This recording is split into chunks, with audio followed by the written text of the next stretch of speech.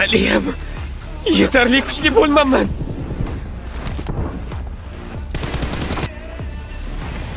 Yana qancha yuqoriga ko'tarilishim kerak?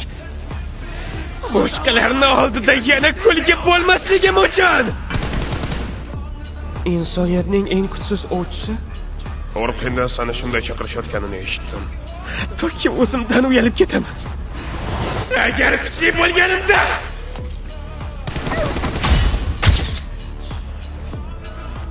agar haddan tashqari kuchli bo'lsang, har qanday vaziyatda ustunlikka ega bo'lasan. Hech kimga mehribonlik kerak emas. Aynan shuning uchun ham kuchliroq bo'lish uchun shu yerga keldim.